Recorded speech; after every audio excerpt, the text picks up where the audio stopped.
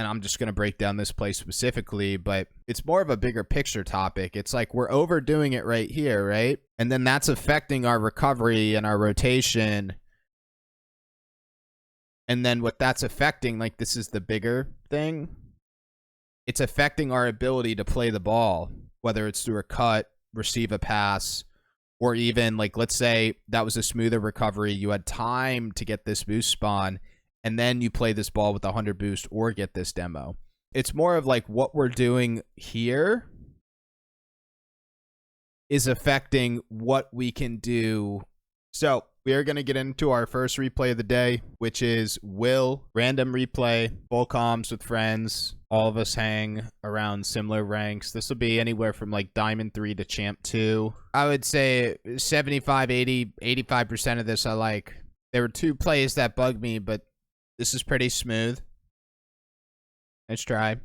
Starting to see like kind of a bigger picture trend with boost. That might be a better thing to target than these individual plays that we could have just played better, but maybe I could somehow work everything together.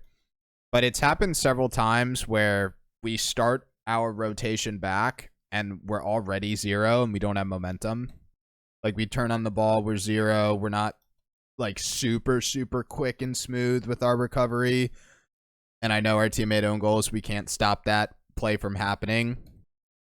And like this was a really good demo play, but like we're 16 boost, which is enough boost if we're nearly supersonic already. And I think the bigger thing that's kind of bugging me is like we're creating offense, I like, but after we create offense, our recovery isn't clean and we don't have a ton of boost to get us back up to supersonic. Right here, right? Like you just wasted all your boost. You're pushing for a demo with low boost. It's like, I guess what I would describe it as, you are creating offense like here, whether it's in the corner, in the midfield. And then there's like a couple parts to it. Our recovery isn't smooth, or we're like, I know this is this play specifically, but like you'll double dip with like a demo play, but like you don't have the boost or the momentum to get the demo, but you're doing it to be annoying. But what it's affecting is this rotation out. I might try to build on that, tap into it. I don't know, but that's like, honestly, if on a more bigger picture level, it's just this constant create offense, go. But I'm going to use this as a good example. And the reason this is a good example is because like you create your offense, you transition, but at least we have momentum now. We have the momentum. Right? Like that look, just like get the POV, Will, like get the mental image in your brain, what this looks like. Smooth. I still wish we had boost, more boost. Versus this. Right? Like I know you're being annoying. I don't want to lose that.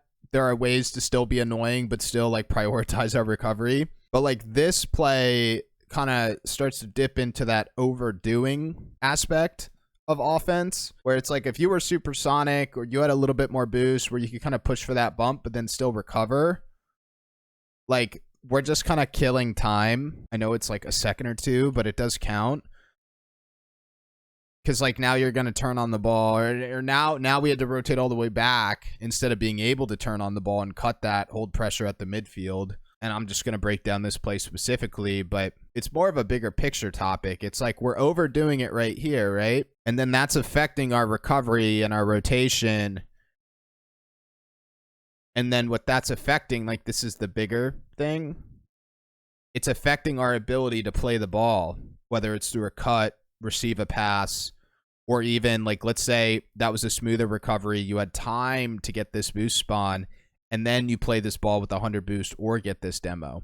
It's more of like what we're doing here is affecting what we can do. How can I explain this? This is your initial play, and it's affecting like the consecutive play, which is then affecting like our total impact in the offensive half, because a lot of our impact is just limited to the initial challenge, shot, etc. And then whatever we do right here, but we never get that kind of follow through. It's more of our recovery, our boost management is limiting more reps we could get in the offensive half. And then just to show that good example for you, you do your thing, you transition. This is the good example. Smooth. Smooth. And your teammate's going to score. But like, let's say teammate shot that over backboard, post, whatever. It rolls out here. Now you have the momentum and maybe a couple pads to turn and shoot. Versus if we just took that rotation, kind of overdid our offense on that first play, we wouldn't have been able to do that. I'm going to try to consolidate this at the end for you. Overall, I like where decision making is. I don't really want you to change our decision making. It's more of getting a quicker offense rotation so that we could do more here and maybe hold some pressure. Good. I think we're clearing pressure good, and I do think we're creating offense. We're just not getting like that follow-up offense. Like a lot of our offense is like we create our offense, but then we don't get that next opportunity. So that offense is kind of entirely reliant on our teammates following up. I don't even know if I need to fancy this up. Maybe it's just manage your boost better, manage your momentum, and recover.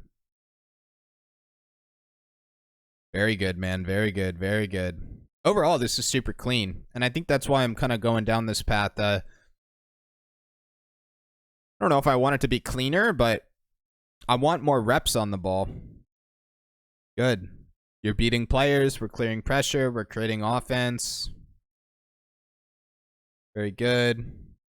And even like, I'm going to kind of nitpick now. With recovery at a Diamond 3, Champ 1, Champ 2 level, even like levels below that, really all you need is a wall-to-ground wave dash for any time you aerial, you land on the backboard or on the sidewall, wall-to-ground wave dash, a wave dash, and this is like the simplest concept ever, but make that, you're holding drift. Sometimes this is game-changing advice for players, but most people know to do it, but might forget to do it. Every time you're in the air, you're holding drift so that when you land on the ground, it's smooth. You see how you do a little spin out? That's because you're not holding drift. Maybe for some players, they think that looks cool and that's smooth, but that is not a smooth recovery. So all I want you to focus on is like your wave dash mechanics and landing on all four wheels and holding drift and boosting when you land, so and then flipping immediately. Like really the sequence is like you're holding drift right now, so then you land in it smooth, and then once you land and you're like recovered, it's boost and flip immediately, like a diagonal flip. At higher level you could speed flip, but so it's like one synchronous movement where it's land, smooth, boost, flip, supersonic. And then that could be demo, that could be pad rotation, that could be cut. Like, I'll try to simplify now. Manage your boost.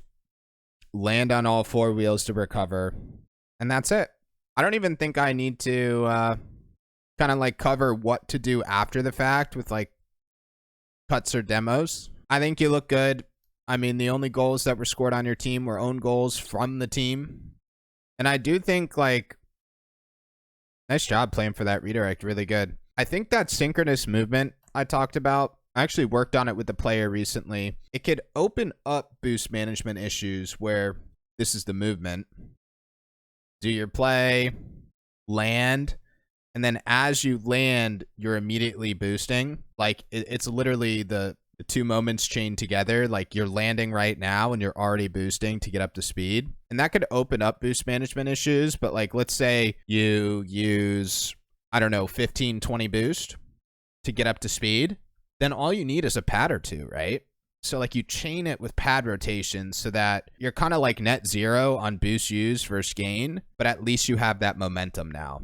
And I would just focus on landing on all four wheels, boosting immediately as you land. If you have room to flip, but then like track your pads.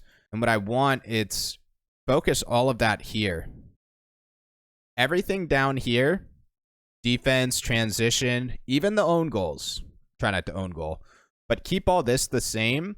But when you get here, right? I mean, this is the better line.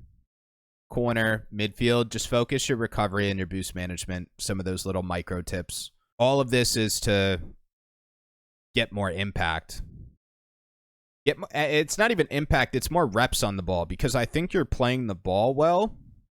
Like, the decisions we're making, not a ton of ball control, but that's fine. Not a ton of mechanics, but that's fine. But I think our challenges and the way we're playing the ball looks good. Like, we're consistently winning 50s, winning challenges. I want to kind of amplify that, and that's what the recovery is going to do. And I mean, the bonus is wall to ground wave dash, but we have been on the wall. Sometimes when I work with, like, I would say players mid diamond and below who work with me privately, I'll cover mechanics with them, and these are the things I want to see on the field. Wall to ground wave dash. I'll like cover the fundamentals. That's really good follow-up right there. And they'll be like, yeah, I know how to wall to ground wave dash. And I'm like, well, why don't we see it? And the answer is simple. They're just not in the air. They're not on the wall. Like, you literally can't wall to ground wave dash if you're not on the wall. And you either get on the wall by driving on the wall or going in the air, and then you recover on the wall. With wall to ground wave dashes, I know they're fundamentals. Just got to start doing them. It's like you won't learn the right times to do them if you don't do them. I know that's very forehead, but that's where I'd leave this. Kind of bonus recovery fundamentals at the end, but the game sensey stuff. Wow, this is crazy.